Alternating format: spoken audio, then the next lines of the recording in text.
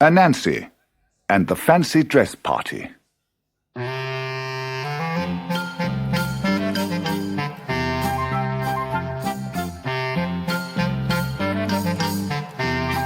Anansi the Spider-Man scratched his head and sat down to have a good think.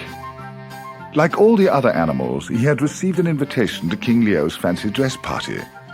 It was to be held at 3 o'clock that afternoon, and a prize was to be given for the most unusual costume. But Anansi had a problem. He just could not decide what to wear. "Rabbit and Bear are bound to turn up in something really special," he muttered. "I'll have to find an absolutely fantastic costume if I'm going to win that prize." He scratched his head and thought very hard. "I have it! I have a brilliant idea! I'll go dressed up as a knight in a suit of armour." Anansi set to work straight away.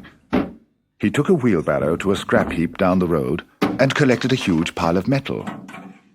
There was an old wash tub which had a hole in the bottom and would fit snugly round his body. There was a saucepan to put on his head, and 2 square baking tins to wear on his feet. And there were lots of tin cans which he could use to cover his arms and legs by knocking out the bottoms and tying them together with bits of string. By lunchtime, the suit was ready for Anansi to try on. It looked perfect. But it had one drawback. "I'll never be able to walk to the party in this suit," he thought. "It's much too heavy. What shall I do?" He soon came up with the answer. He would put the suit in his wheelbarrow and push it to the field where the party was going to be held. He would hide the suit in some bushes and put it on just before 3 o'clock. Everyone would be so surprised that he would be certain to win the competition. Anansi hid the suit and returned home feeling sure that nobody had seen him. He didn't realize that at the very moment he pushed his suit into the hedge, Rabbit and Bear were standing on the other side. "It really is excellent," said Bear. "It might have won the competition if we hadn't found it." "Poor Anansi," said Rabbit. "How disappointed he'll be when he finds it's gone." A few hours later, Anansi returned to the hedge. He had decided that he would be too hot if he wore the armour over his clothes. So all he had on was a small sheet tied round his waist. He had a nasty surprise when he saw that the suit was gone. But he quickly guessed what had happened to it. Only Rabbit and Bear would have played such a mean trick, he thought, and he ran off to Rabbit's burrow. He arrived in time to see the 2 friends struggling to get into their costume. It was an imitation donkey skin. Rabbit was having trouble making his ears lie down so that he could put on the donkey's head, and Bear was finding it very difficult to squeeze himself into the donkey's back legs. "Oh, do hurry up," said Rabbit. "We're going to be late for the party." "I'm trying to hurry," said Bear. "And anyway, there's no need to panic. We can take a shortcut across Farmer George's carrot field." When Anansi heard this, he had a wonderful idea. "I'll get my own back on those 2 rogues," he thought.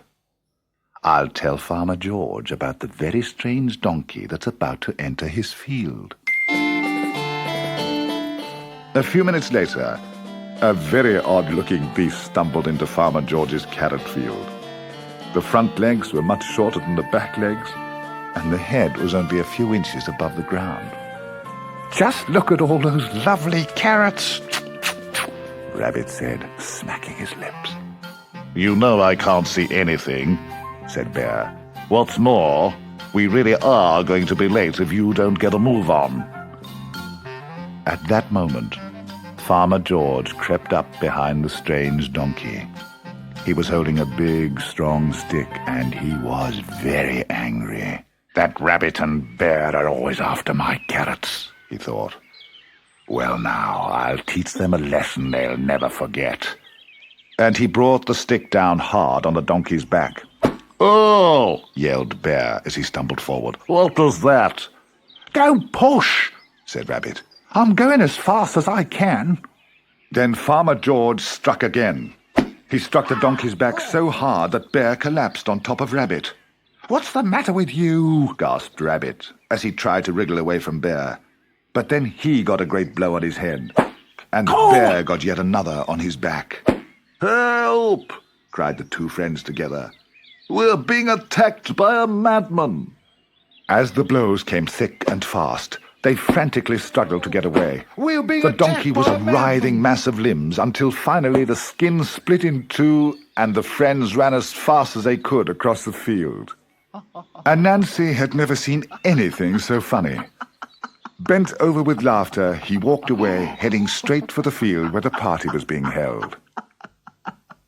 The next thing he knew was that a lot of animals in fancy dress were all laughing at him. Just look at baby Anansi, Monkey cried. Where's his dummy? He's too young to be here on his own, chortled Snake. You'd think he'd be cold in just his nappy, sniggered Pig. Anansi hung his head in shame. All the animals thought his sheet was a nappy.